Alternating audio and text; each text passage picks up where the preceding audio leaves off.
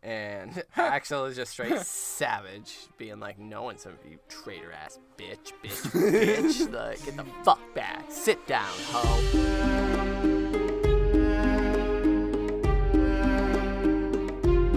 Hey everybody, and welcome to another episode of Brotherhood Without Manners, your favorite full spoiler reread podcast of George R.R. Martin's A Song of Ice and Fire series.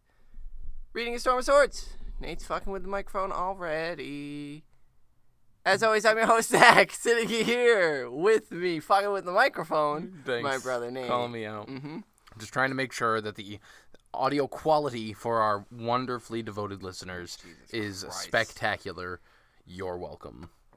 Anyway, if this is your first time here, this is the one warning. We are full spoiler. You'll get many warnings. We're liars also, apparently. I didn't even say anything, so, like, don't, we are liars. You're the one who always fucking says it, even though I haven't said it in, like, 100 episodes. We talk about Game of Thrones and A Song of Ice and Fire and all that business. Zach's being a jerk tonight, I guess. You're in that mode. I get it. All right. Well, all okay. right. So, some of you have asked, we have heard, and we plan on, of course, getting a House of the Dragon reaction episode out to you. Just been a busy week, and so really we only had time to lay down this Davos episode, and then we'll be able to get that. And we have some very exciting special guests happening very, very soon. So we'll be recording that like within the next 2 weeks. We have the date scheduled. Right. I don't know when this is airing in conjunction with that, and so I'm not going to say certain dates, but a pretty big guest in our opinions. A pretty big fucking guest, like in everyone's opinion. I'm just speaking for the populace. True that. But that's to come, and I just want to tell everybody everything. I know, I'm so bad. yeah, we have to wait. I feel like Tom Holland right now, where I'm just going to accidentally just give away the whole ending. Don't compare yourself to that beautiful man. You're right. How dare you? How dare you stand where he stood? So if you joined us last episode, we were reading Catelyn 4. Yeah. And it was our re-record. And we hope you enjoyed it, because we enjoyed re-recording it. Right. So much. Stark. Yeah, we said goodbye to Lord Hoster and contemplated whether or not he deserved the beautiful funeral he got, because he's kind of a son of a bitch. And Catelyn ruminated on the loss of her father, the loss of all the men in her life. Right now, currently. They received some guests, the phrase. It was a crippled and a bastard, and they were there to give the demands to the stars. It was a crippled and a bastard. I didn't feel like mentioning his lame Lothar Frey, and then I forget what. Walder Rivers, probably. Yeah. He's a bastard, and it's a Walder or a Frey. So, that was pretty easy to string together. Drop my notes. We're just a mess. Jesus Christ! He dropped his notes, then dropped his phone. All right, are you together? Yeah. Okay. We're okay. Yes, the phrase came to treat with Robb, give them the answer about reconciling the boo-boo that Robb Stark made. And the long and short of it was, yes, Walder Frey will accept a marriage alliance between Edmure and... If Robb accepts the apology in person, and if... AKA comes or to apologizes, their house rather, to get doesn't accept fucking it. Killed. And as long as Edmure agrees to the marriage, regardless of whether he's met her or not. Right. And that has to happen. We get that it does, and... Yeah, Edmure relents, have to be reminded of how much he's kind of fucked up lately. Whether or not he actually did fuck up, because the Battle of the Fords is an interesting topic. But we're with Davos this episode. Davos 4, specifically. Last we left Davos, after Blackwater being found by Sala, returning to Dragonstone, wanting to murder Melisandre, was tossed into a cell after having a conversation with one Edric Storm, and was kind of living life based on meal delivery, and was visited by Melisandre, who gave him the rhetoric about R'hllor and how great R'hllor is, and how Davos has been a true servant to Stannis, and that's why he isn't being burned just immediately yet, but that he may have a purpose to serve yet. Yeah. And so we start Davos 4. He's still there. Yeah, him and Alistair have been just cell chilling, doing as they do. But Alistair believes he's hearing voices, and are given further evidence that Davos is marking time by Dinner the meals because time. he's like, yeah, it's a little early, but yeah, it could be Lamprey coming with dinner. However, do see him. Alistair is like, nah, it's Stannis or Selyse. Like, they're finally getting me out this bitch. Shut up, bro. No. It was Lamprey. It's Lamprey. But he's also accompanied with Axel Florent. Douche. And a grip of guards. Yeah. Alistair asks his brother who is it that sent for me? And Axel is just straight savage, being like, no one sent for you, traitor-ass bitch. Like, get the fuck back. Sit down, ho. And Alistair begs to be able to, let me explain why I did what I did, but they're here for Davos. Of course they're fuck off. Of course they're here for Davos. So the cell is unlocked. Davos is told to come. He asks, do you mean to burn me, sir? And Axel just says that he is sent for. That's all.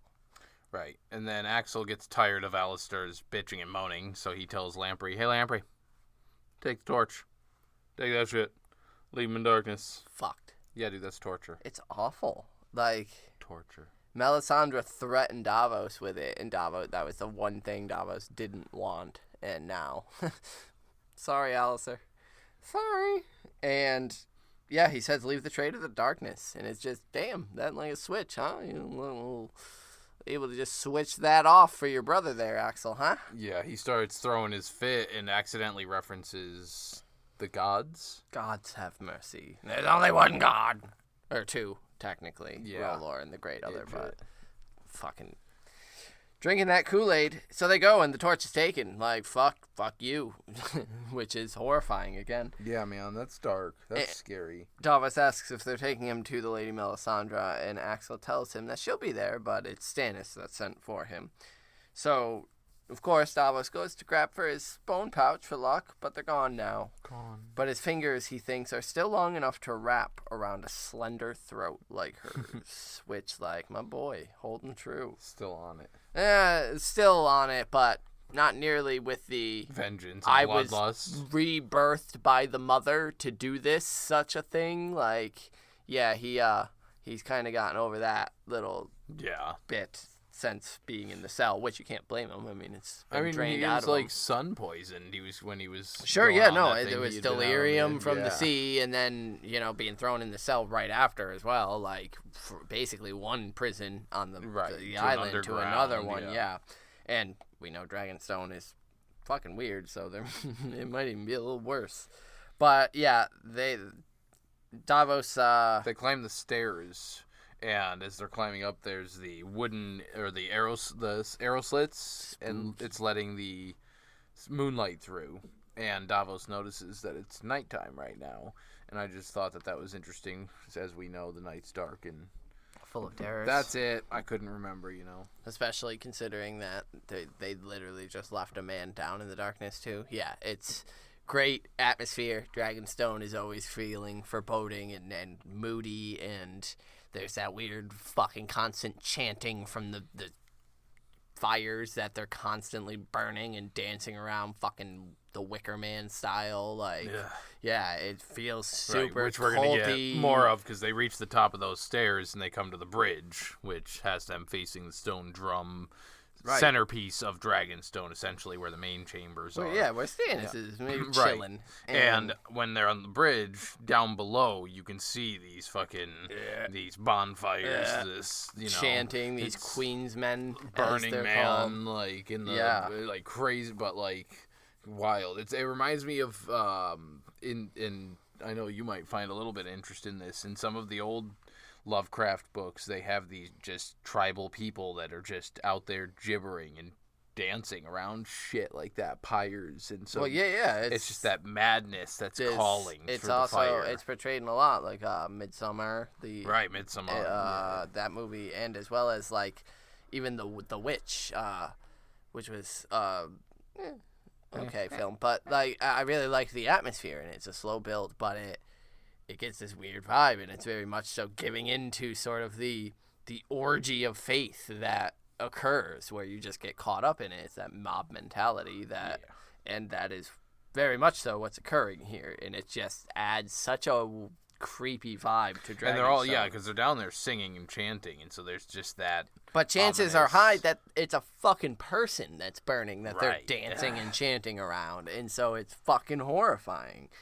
And it's such a good backdrop. Though, because with that backdrop, he takes in a deep breath of air. And it's his first one that, like, you can only imagine how mildewy and stale and awful that unmoving air is down in the dungeon. So to get that fresh ocean breeze and just... that poor guy. So good guy Axel waves the other guardsmen away, and when they're out of earshot, he tells Davos that were it up to him, Davos would be burning with his brother.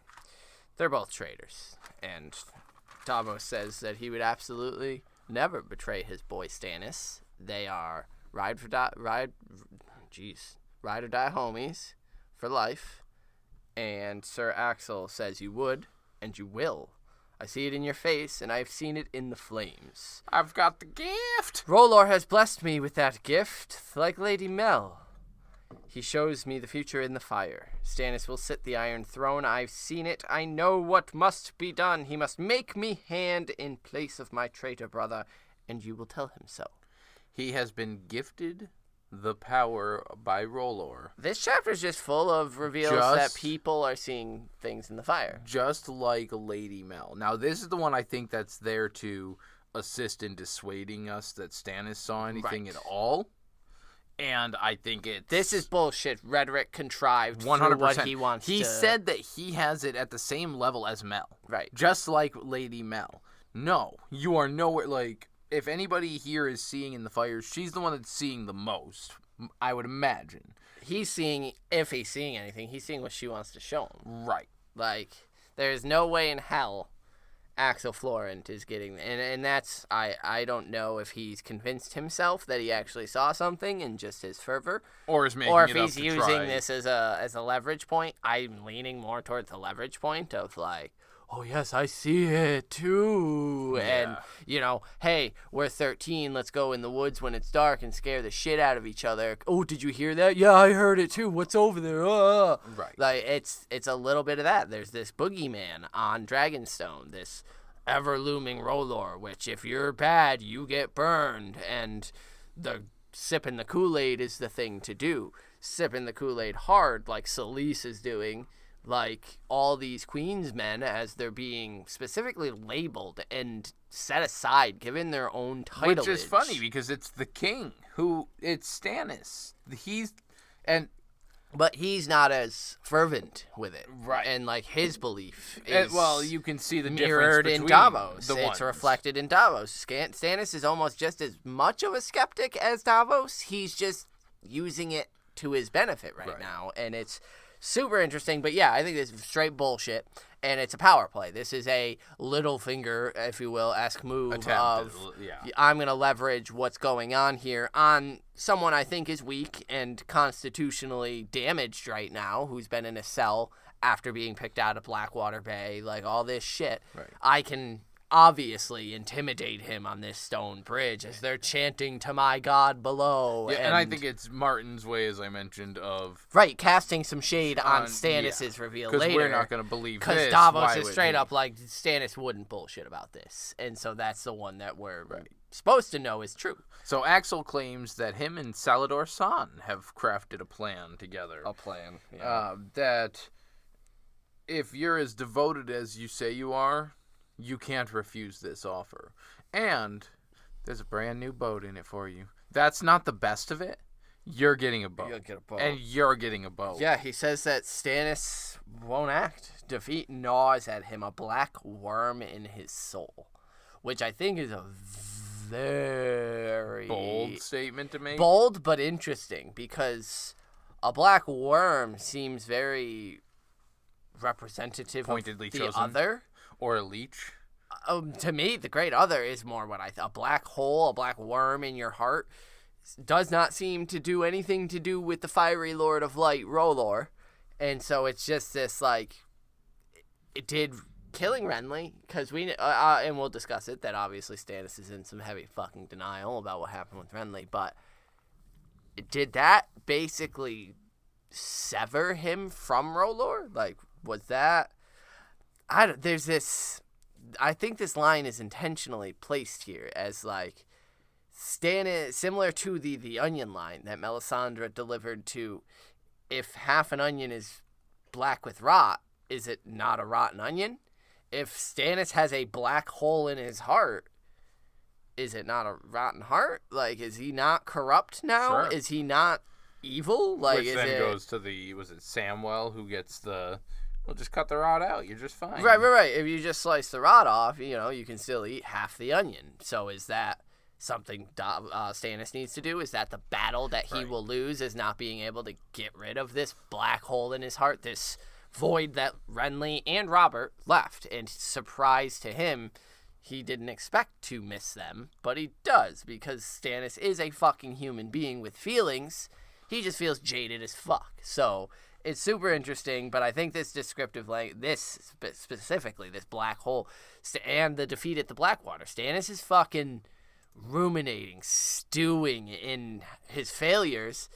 He killed Renly for naught. It didn't get him the Iron Throne. It killed his brother and got some of the men to his side, who then went to the Blackwater to die. And the rest went and what swept up fucking the mess burden of guilt, which clearly Stannis is over it. He's starting to act and move and make decisions again.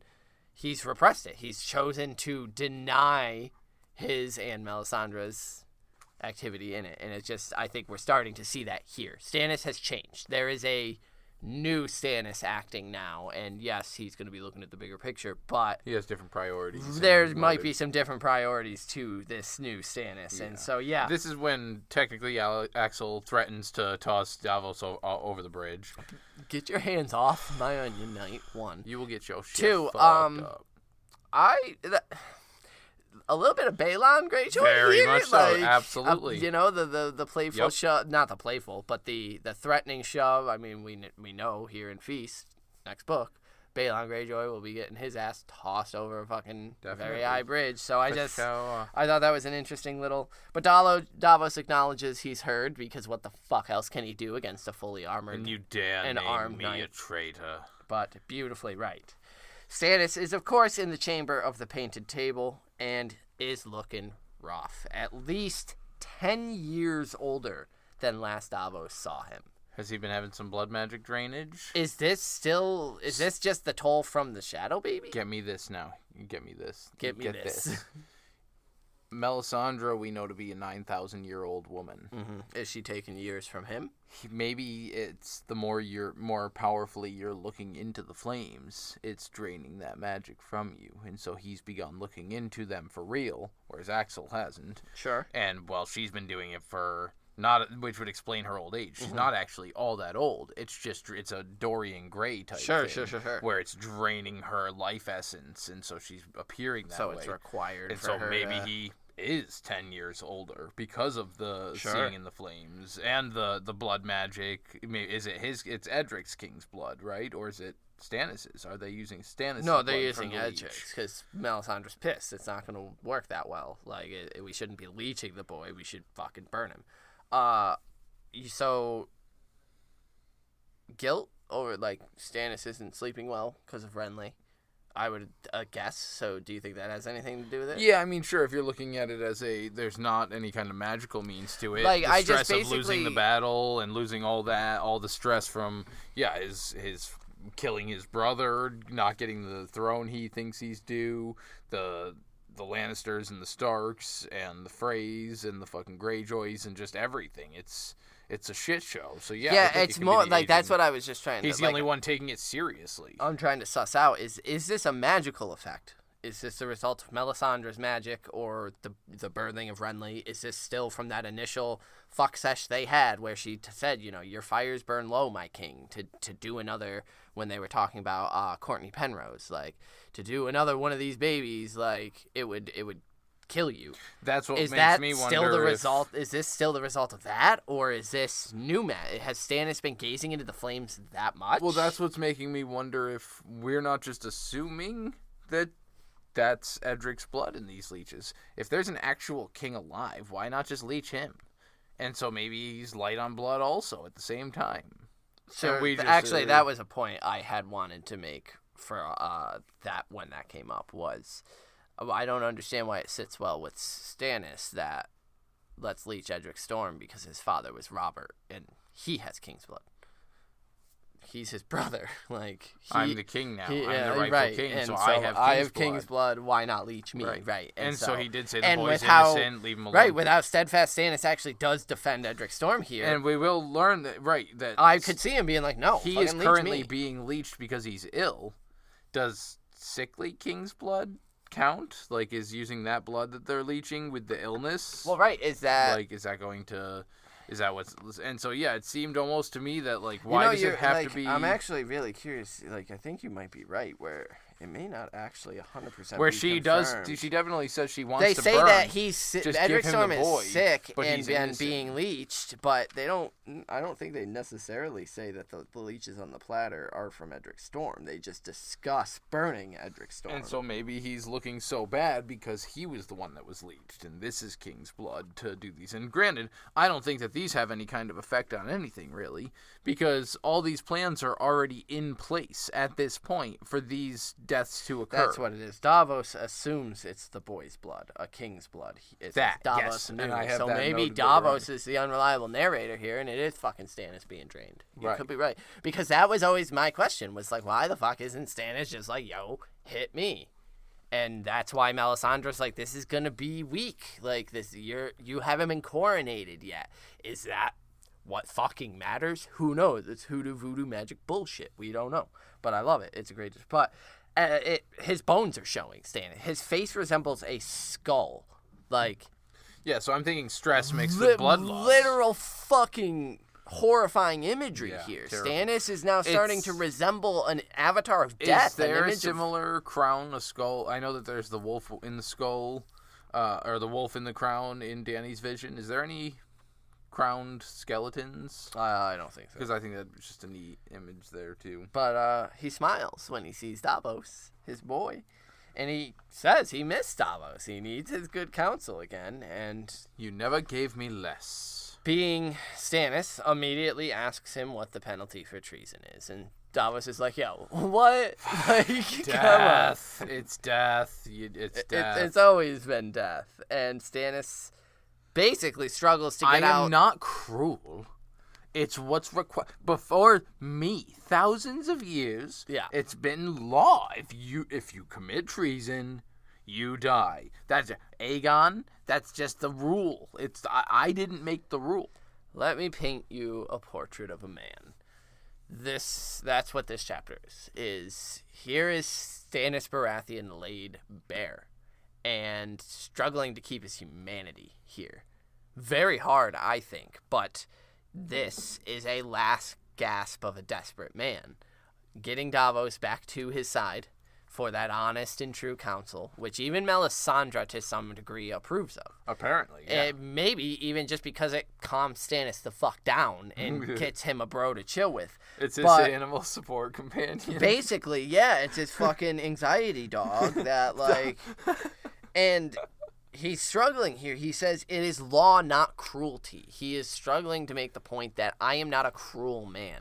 I just picture the lords now going, you can't bring that in here. You can't. They're the Karens trying to keep him from having his dog inside the store when he needs it.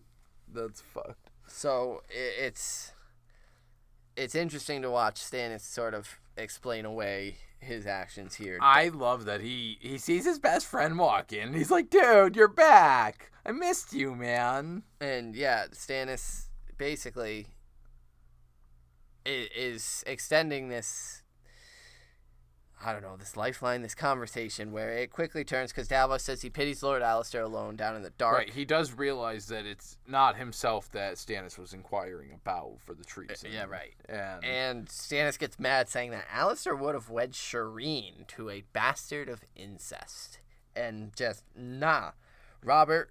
And then I really enjoy this because this brings to question what you were saying earlier about how he's emptied because of the guilt towards his brothers. And he says that Robert would have turned his enemies into allies. Yep. These people that fought against him, he would raise them back up and then go hunting with them and make them friends who enjoyed coming back. And I don't have that ability. All I seem to inspire is betrayal.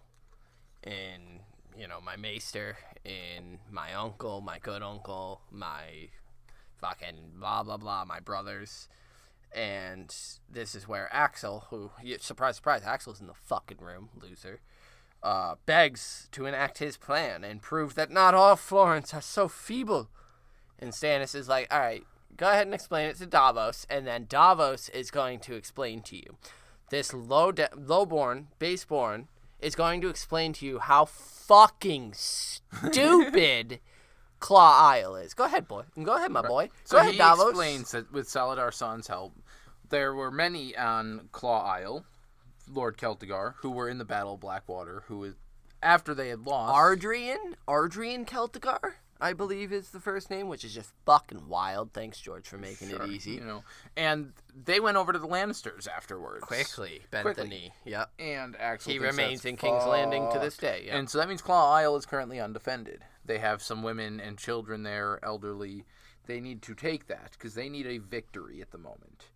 And leave it a desolation. Take Sala's fleet over there. Leave it a desolation. Take the loot, the women, and come back. And there you go. So, are they going to directly serve the Greyjoys and jump over there? Because this is just screaming Reavers to me. Like right. It's striking against the small folk of the people that attacked you, and that's all this is. The only people who get hurt is not the Celticars. Axel wants to torch and loot the place. Right. He wants to go literally says that. Right. Rape the women, carry their women off, fucking leave it a desolation. So upon asking Davos what he thinks of this plan, Davos says it's folly and cowardice. And Axel can't handle that with his fragile masculinity. He's a boomer. Right. He's a fucking boomer. So he draws his fucking sword and says... Davos is like, Claw Isle is held by naught but women and children, brah. All the men left to go to the fucking Blackwater and die with us. So, and of course they start going back and forth. No man calls me a craven before my king. Silence. I loved Stannis, just one word. It was very Snape-like. And Davos says that he did go, Lord Celtigar did go to them, but he went to Stannis first. When his banners were called, he came. He fought for you at the Blackwater. It was when his life was, he's there, they're going to kill him, or he bends the knee. He's old, he just wants to live out the rest of his life, so, fucking don't kill me, please. I'll just, sure. There's very few moments in this book where we get clap out loud moments, and we get one here where Stannis then says that it is every man's duty to remain loyal to his rightful king, even if the lord he serves proves false. So, layman's terms, it is every small folk man's duty to remain loyal to their rightful king, regardless of the lord they serve. So, this would be like Mikken of the Starks. Mikken and Mikken and Jory and the household guard.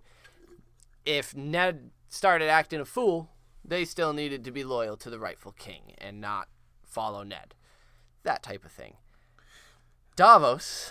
Like you, when you betrayed Ares for Robert? With the clap back. Dude. Which is why Stannis brought him here. Holy shit. And I love that he says this right in front of Axel. And Axel's probably like, yo, he just said that to the fucking... It's also because, of course, we get the... And many characters have it. Madness took a hold of Davos when he says this. Treason! He knows that this is fucking batshit to say to a king's face, but does so. But it's also 100% true. Like, you went to Robert in the face. You were a lord. Stannis in what way tells is it? Axel's petulant ass to get out and send Mel. And he does.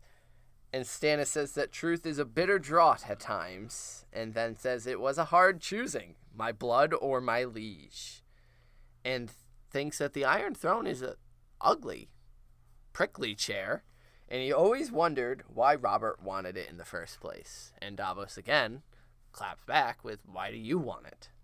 It's not about wanting it. It's I mean that's his magnum opus here. This is Stannis. It's my right to it. It's law. This is justice. This is justice for Robert and Jon Arryn and even Ned Stark, starting with Cersei and her abominations.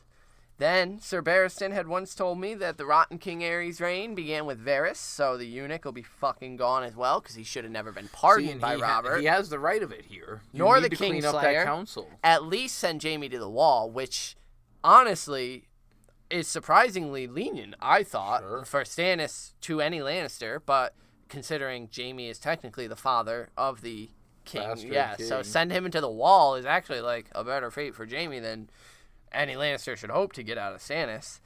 And then he says the truth now. Why did you wish to murder the Lady Melisandre? And Davos thinks that he couldn't lie to him, and so he does him. 4 of my sons burned on the black water, and she gave them to the flames. And he says that those fires were no work of hers.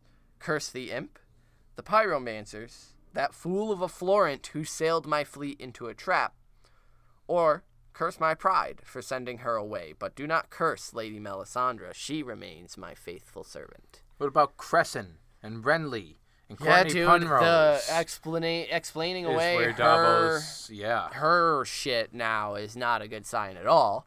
And so he throws out all those big names at him.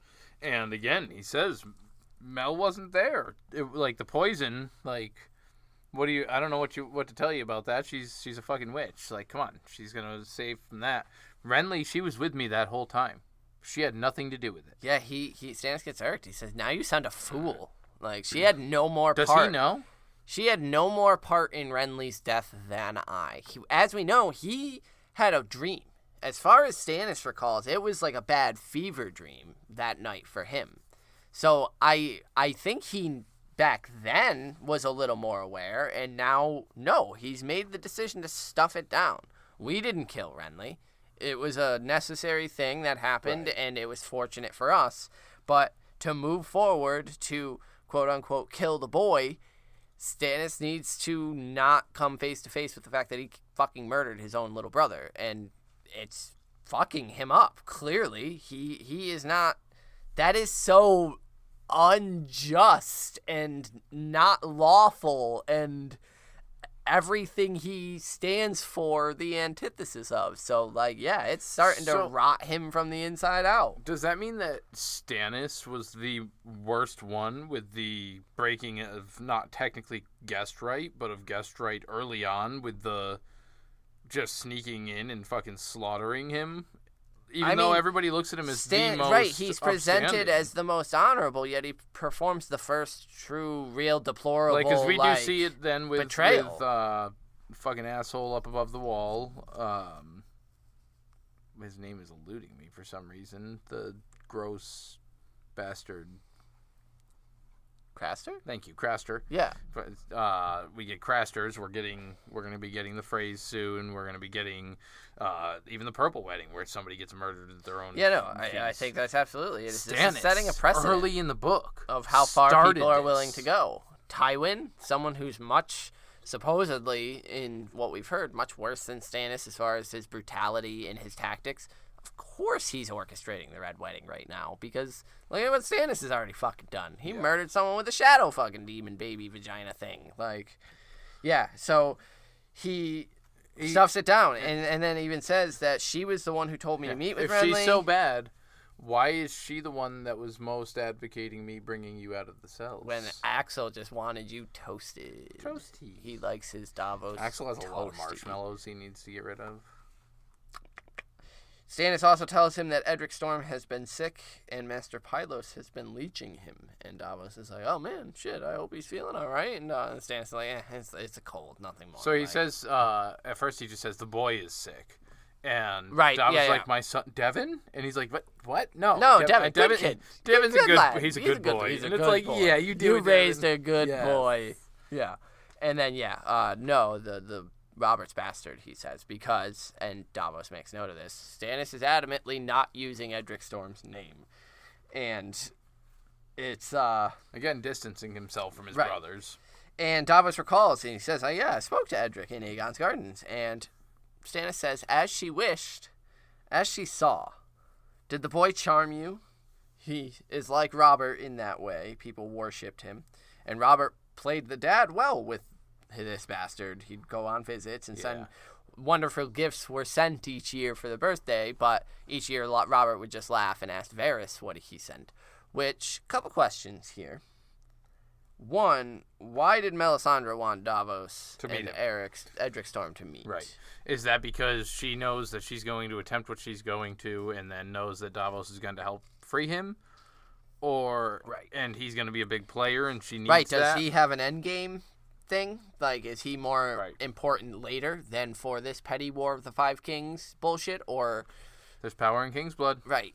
I'm very curious why it was And then Melisandre. the next thing was Varys sending these toys to keep him happy and comfortable so that he has one more option in line for various one more kings. Of the Robert bastards to play his hand with. You're right, yeah, that would be my guess. Placate the kid, make sure he's taken care of and raised well, as, the one raised at Storm's End would be the most, kind of Baratheon bastard there was. So, and Stannis asks, did he charm you? He has that ability, and mentions even Renly being a big fan of his, being entertained as hell out of the antics of Edric Storm, as well as all the people at Storm's End, all the workers and everybody. I don't know what you want to... But we get to the nit-grit, which is that there is true power in his blood. King's blood.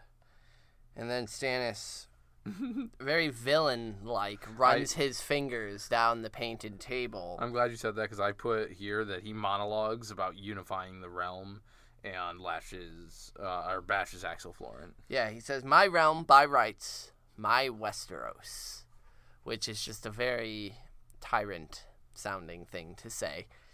And, agrees Claw Isle achieves nothing and is just evil, and that Celtigar alone must pay for his crimes, and will when Stannis comes into his power. Every man shall reap what he has sown. They have made my kingdom bleed, and I do not forget that. And then he tells Davos to kneel. And he draws the Lightbringer that is not Lightbringer, but still glows like a shiny glow stick when drawn. And Stannis says some sick-ass vow shit, and has Davos rise as Davos Seaworth, Lord of the Rainwood, Admiral of the Narrow Sea, and Hand of the King. I really enjoyed the Admiral title. I do too. As well as Lord of the Rainwood, but yeah, when he put in the Admiral of the Narrow Sea, I was like, that's pretty fucking tight too, and then Hand of the King. Yeah, Davos has been stone cold stunned, and... he's not worthy. I don't deserve this. I am not worthy. I am not worthy. I'm just a lowborn. Well, that's exactly why I need you as the king. Stannis only wants loyalty, honesty, and service. He basically hates all of his other lords and just wants Davos beside him in battle, Davos notes. And Davos is like, your Grace, we don't have the strength to face the Lannisters in another battle. No. And the great battle. The great battle, Davos. Oh, my bad. I don't even see it from the doorway. It's like from behind the fucking tapestry. She's been behind like the chair that Stannis sits in. She's been just crouched down the whole time. Up. The great battle, of course. Davos. How could you not know about the great battle? And just for some reason, fucking doing the weird, I just see Mel, just then standing and just walking on the table as she delivers this weird speech. Mentions that the one whose name shall not be spoken is marshalling power. So Voldemort's gathering Death Eaters. A power fell and evil and strong beyond measure. So is this, immediately my mind jumped to both Bran and Euron. It's gotta... All right, hold on. Let's finish this bit. Soon comes the cold and the night that never ends. And, okay. Right. Who is this? Is this Bran, or is it because White Walkers, as we know, are the winter tends to bring the long night, terrifying things, but the White Walkers seem to bring that. Euron is literally going to be trying to, make himself into an fucking eldritch abomination god that people bow to, and and so he who must not be spoken. Yep, that kind of seems to fit the bill. Like Cthulhu. Yeah, sure. Great. So, I don't know. And that's where I think Melisandre is struggling. So interesting in the he who must not be named aspect, and like obviously, Voldemort jokes aside, right? She can't walk in and be like Brandon Stark is gathering an army, or fell in Euron Greyjoy, or that gives or away the Brendan game Rivers, way too early. And so it's this way of Martin teasing us of which one is it? Who's gonna fuck up their world? Who's the evil bad guy? And I really like. And it's also, I think, Mel misinterpreting. Like, I think she's seeing shit with Bran and Bloodraven. But maybe that's just she thinks they're all one. Like, we need right. That exactly. Like, you need to deal with the White Walkers so you can deal with the Great Other, and that's where Bran howling comes in. Is like he's smaller compared to like the White Walkers are small in compared to Euron being this Great Other fucking looming over everything. That's Stannis says that she showed him in the flames. He saw it himself. Wait, hold up. You saw it? Yeah, Davos is like, shit. Stannis wouldn't lie and be like, yeah, no, I saw it too. I was there. I saw it. For real. So, yeah, he says after the Blackwater, he was, angsting. And Mel came to him and told him to look into the flames. And there, he saw the Fist of the First Man. He saw the Night's Watch of the Fist of the First Man. You're right. The Fist of the First Man. Stannis had no fucking business knowing that occurred, yet he saw it. He saw the Ring of Men. He saw the fucking zombies leaping through. He saw the torches, the Night's Watch, ringing up together, all of it. What a perfect thing to see.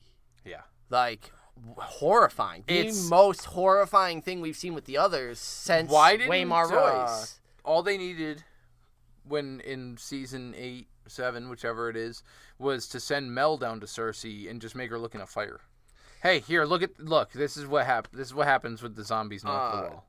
D&D kind of forgot Storm of Swords existed. Oh, right. No, wait, no. Like Stannis saw the Fist of the First Man, which is like a pretty, the motivation for him to go north makes fucking sense. Like, and that was kind of the weird trade-off, I think, in the show was like it was just a note that Davos got that like the Night's Watch shit was going south and like they need here help. it's like Stannis saw the Fist of the First Man being attacked, which is a hell of a sight to see. Yeah, and terrifying. Mel says that the battle has begun, and Stannis questions why he's chosen. Why is he the one chosen to be this Azor Ahai reborn and not someone like Robert? And he says that when he dreams now, or Renly with his peach, he still sees Renly and his peach in his dreams. Juices running from his mouth, blood from his throat. And he sees Robert in his dreams as well, drinking and jesting and whoring and boasting. And Mel says it's because he is a righteous man. What? With leeches. A righteous man with leeches. I thought that was very funny. Are we meant to think of Roose Bolton? Because we've gotten strong hints at, like, Red Wedding-esque vibes here. This is a big chapter of Stannis dealing with the guilt of what he did. His sort of betrayal, his Reigns of Castamere type thing, if you will. He sent a shadow magic assassin to kill his brother in cold blood. And his Castellan. And to potentially toss Courtney Penrose from, a tower. Now, so it's... Is this you alluding to the fact that Roose Bolton is utilizing, I won't go as tin-foily as Bolton stuff, but some sort of magic in some capacity himself? Is that what the leeching is? To me, mainly, it's the how quickly Stannis himself said it in this chapter. How quickly Stannis is reaping what he sowed. Like, magic is not to be fucked with. It is a double-edged sword, and clearly Stannis is not doing okay. Right, dude. He's not healthy. He is a fucking skeleton right now, and, like, he's just like, I'm the king still, and, like, also... I'm a little fucking weird now. I've been looking into the flames, like... And Mel says as much. This because he says this will work, right? And she says it will. And it won't. And he's like, the fuck does that mean? This is not the way. Give me the boy, your grace. Give me the boy, and I shall wake the stone dragon. God fucking damn it, Melisandre. Yo, Targaryens tried that. These people tried that. Is this literal? It always ends. Is she like? I this don't is know what this... Of course, this is highly debated. Are the stone dragons at Dragonstone capable of coming alive? And he's taking it literally, but should we? Because he says that they've tried doing that. You know, we were recently talking about, you know, right, the Ghost of High Heart and all that jazz, and no, I mean, again, as in like Summerhall, and as we know, right, I gorged on grief at Summerhall. As we know, dragon eggs turn to stone. Quote on, like, is there a clutch of eggs down in the depths where she's been fucking walking around in the volcano layer? Did she find a clutch of eggs down there that only her and Stannis know about? She'll wake the stone egg dragons. Like, I don't know. I don't know to take it that literally, but who knows what she means. Well, I mean, like, what is the other fucking thing? That she's going to go out and tap one on the snoot and it's going to fucking, hey, I'm no longer a bridge fixture. I'm now a fucking flapping dragon. I don't know. Maybe she means it metaphorically. Stannis is a Targaryen. Confirmed. Oh, you got it. I don't know. Yeah, right. Speculation. Anyway, no, yeah. The boy is innocent. We shall not sorry. What is the It's just one half-base-born fucking scumbag who sullied your wedding bed. Yo, fuck you. What a bitchy thing to say. Robert did that, yeah, right. not the boy. Like, what the She fuck straight up happened? blames Stannis's fucking inability to produce sons on the fact that Edric Storm was conceived that night. That's Robert being a fuck. That is nothing to do with Edric Storm.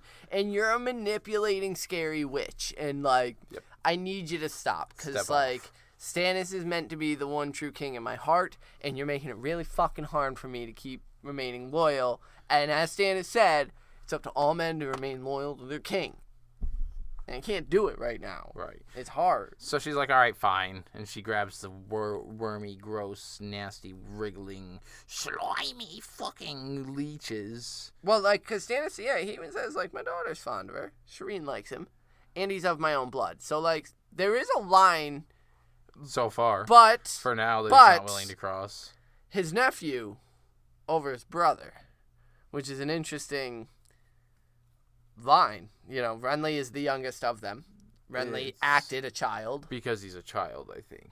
Is that it, though? Like, because Renly still... And I think that's what's going to get us to see when he's cracking. When he goes and takes out Shireen, that's the last straw. Oh, boy. Madness ensues. Yeah, she says, your brother's blood, king's blood. And the only king's blood is capable of waking the stone dragon. Which, is that what Khal Drogo offered to Daenerys' dragons waking? Yeah. Similarly, this also kind of does give a little more credence to it being Edric's blood, saying that your brother's blood, king's blood, in Edric Storm, not in him. So there's just to make sure we mention that. And so he picks up the first one and says... Yeah, he'll hear no more of this shit. The Targs, as you said, tried to do it. Right. And Patchface is the only fucking fool we need here at Dragonstone, which... Let's bring him up during all this magic talk. Right. Let's mention Patchface specifically by... Dude, I can't handle it. Right, he comes out from behind the tapestry now, too, of the great battle. I was here as well the whole time. Listening after torturing Shireen in her chambers. Like, fuck me, Stannis. Why? Balon Greyjoy. I would just like to say that, like, this is brought up right after, like, talking about the Targaryens attempted to wake dragons half a dozen times and made fools of themselves or corpses.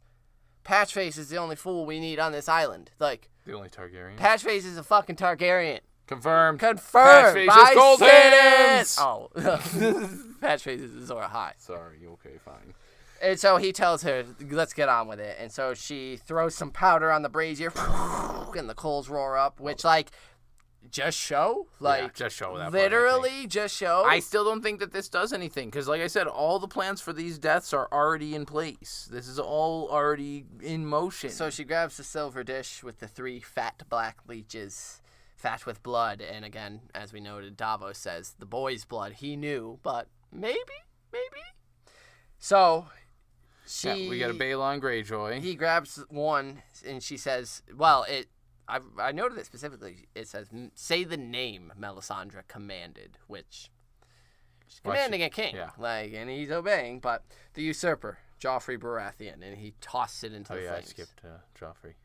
And the second, the usurper Balon Greyjoy, louder this time, Stannis says it, and the toss is a little more frisky. Yeah, and it burns. And the last one, he studies as it rides in his fingers. I don't want to say guilt, but I think this one gives him. I think pause there's for a remorse. slight damn. I wish you weren't a usurper. I would have king. liked to get to know you. We could have worked together to take down the Lannisters. We have the same goal. You just had to go and name yourself king like a douchebag, and I ain't cool with that. Yeah, absolutely. I think there's a building progression here.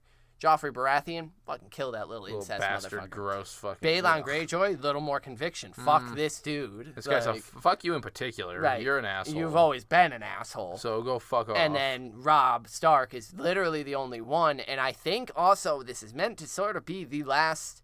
Stannis isn't gonna choose the right thing. The right thing would be to join with Robb fucking Stark and just be like, you can have the North, dude. Help me fucking... And they would. It would be the perfect kind of emergence right now for both of these armies. Maybe not enough to still overcome the Lannisters but yet. But better off than what they're doing now. But a strong fucking alliance. That's a strong alliance. People would come over to that and kind I think of that's what this hesitation is no, I can't do that. I can't allow him that wiggle room. So Robb Stark is the last and tossed onto the fire.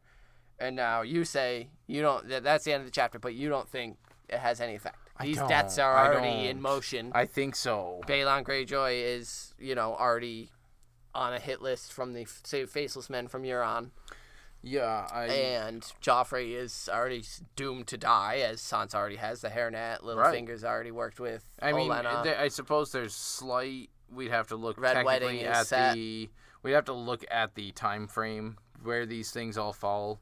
But in my opinion, and from where I'm piecing it all together, the information that should be around, I'm pretty certain all the motions are already in occurrence that are going to lead to those 3 deaths anyway. And so it's just maybe Mel saw them already. And yeah, that's it. But these leeches don't have any effect on it. So do you think that's all it is? Is that Melisandre had a vision of their deaths, maybe? Sure. And let's take advantage of this. Let's use this to boost my power, give Stannis a couple wins. Or she even believes that I need to make these happen. It won't work correctly if we don't do it this way. Something. Yeah. Word. A really good Davos chapter. Yeah. I think one of the better chapters in A Storm of Swords. One of the best. We're hitting that point stride, now. Yeah. Every chapter's gonna be banger after banger. We're getting there. But yeah, let's convene our small council, get some inductees. Yeah, this one's run a little bit longer than normal, so let's get over there.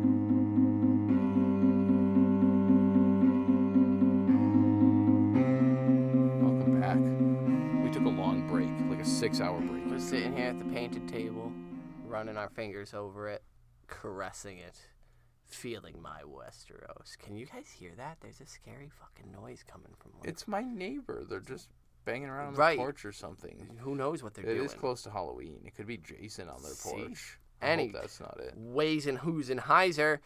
Davos 4, hell of a chapter. Davos is Hand of the King, which is cool, but, there's a great battle and such. So you got an inductee for it? There are so many options in this chapter, oddly, which I wasn't certain about, and so I'm having some trouble deciding. Okay, I'll do mine then.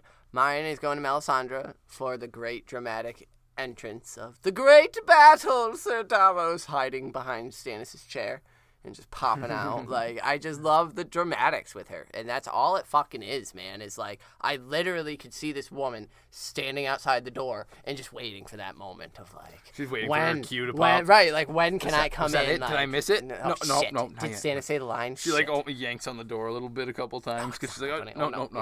Yeah, it's just fucking great. And then to go into this whole spiel, she's working an entire island of people, and she's got them outside chanting to her almost fucking day and night, not to her, but to her god and her activities and what she's doing. they are sipping the Kool-Aid, and it's like, hey, juice, right? juice. Like Melisandre's got a little compound going here, and everybody's willing to follow and do as commanded. Even as we see at the end there, Stannis Baratheon, and so yeah, Melisandre for working her magic and running Dragonstone. Sure. I like that. I have decided I'm going to give it to little Eddie Storm. Edric. Yeah, Off pager. I just really enjoy even with the king, the level of respect he's commanded from Stannis himself. Like with his, did he charm you? Of course he did. He charms everyone. He's just that kind of person. Takes after Robert that way. Stannis is so goddamn envious of a fucking child. And granted, I wish I could make friends. He very much seems like the trust fund baby, you know. Edric? Storm. Oh, yeah, dude. Where he just always had he never wanted for anything. Check your privilege, he's bro. like, hey, what's up? Yeah. I'm here to...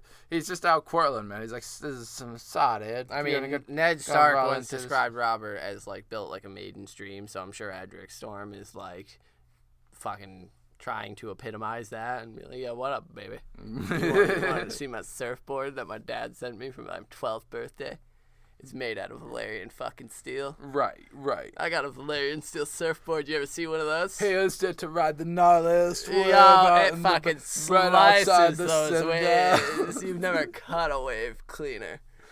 So anyway, that was a good inductee. We got some inductees from our wonderful listeners. I'll start first with Amanda Cranes, who wrote in and says that it can only be Davos because it takes a real bad bitch to stand up to your friends, or whatever Dumbledore said, which I love. His compassion would benefit any kingdom. I love seeing him as hand. And we will, of course, excuse nonsense spelling errors because they're just words. And so, thank you. Davos is a great inductee. It does take a badass bitch to stand up to your friends. Quoted from the man himself. Dumbledore said it. We all heard it, and it was fantastic. So, thank you, Amanda. Love it. So good. So I will now read the one we got from Kristen. Yay, Kristen. She had a lot to say about this chapter, about how Claw Isle plan sucks ass, Stannis not calling Edric by his name, Edric being sick, and some Visions in the Flame stuff. But her inductee for this chapter is Stannis the Menace. She didn't put the Manus, I added that. You both know that I'm lukewarm at best when it comes to him, but I really loved the insight into his psyche we got in this chapter. Namely, the fact he prioritizes Davos' wisdom and honesty over his low birth, and the dutiful respect he has for his late brothers despite all their differences. You know I love me some familial relationship analysis. For sure. Kristen, thank you so much for writing in. We really appreciate it. I did real quick. Thank you, Kristen. Amanda had wanted to know, specifically, she had asked us a question, which was, what do you guys think Stannis believes is the cause of Renly's murder, since he is in such denial of it? And that, I think, is an interesting one. What is it that Stannis is pinning it on? Happenstance? Of just some fucking camp betrayer? I think he's able to convince himself that it was Brienne of Tarth. Oh, you think he's sipping that one of his Kool-Aid? rainbow guards. Oh, that's fucking worse. Mm-hmm. Ew, don't you dare blame Brienne. Right, oh, that could be it, though. Yeah, he's willing to buy the easiest scapegoat in the room. He knows Catelyn Stark wouldn't do it, so maybe this Brienne of Tarth. Yeah, I think Nate just kind of nailed that one. Yeah. So, sorry, Amanda, because she also had a lot to say about this chapter as well, but I just read the inductee because Nate and I had agreed that that's what we would be doing, and then he goes and reads other people's. I just mentioned the role. No, it's fine. I just want to make sure we answered that question because it was specifically asked to us, and so thank you, Amanda. Thank you, Kirsten. Yeah. Oh, you threw your phone at me. I threw my phone because I remembered. To Sherry Stephanie over on YouTube. Always enjoy reading your comments. We've also, just all over the world. We got Erica wrote in. Erica from Hungary. Which we unfortunately got your message right after we recorded our Just last after. cat. But she did send us a Catlin inductee. She was a longtime listener and then wrote in and had some really wonderfully positive things to say about us, which is fantastic. We, Thank you. We don't deserve it. We think. Really trying to be positive and bring a little light into the fandom because we all enjoy it and like the books, and it's fun to discuss things and not take it too seriously. But back to the cat chapter, as she literally says, for that Cat 4, she would induct George R.R. Martin, the man himself, for creating the brilliant puzzle that brings us to the shocking event, which is referencing the Red Wedding. Seriously, I just love George's writing style. He's the real spider, pulling on the different webs of his brilliant story. I guess that's enough of me in my first letter.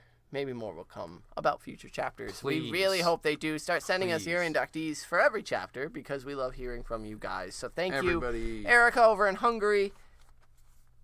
Lots of love from Hungary lately. Yeah, Hungary and Egypt has been big right now, and even Brazil. Right, and Brazil, just all over the place. Ireland's big. You guys are awesome. It's you guys are so awesome. It's blowing my mind. So if you would like to write into us, you can send us an email at withoutmannersbrotherhood@gmail.com. You can find all of the links to all of our socials at our website, which is just brotherhoodwithout.com.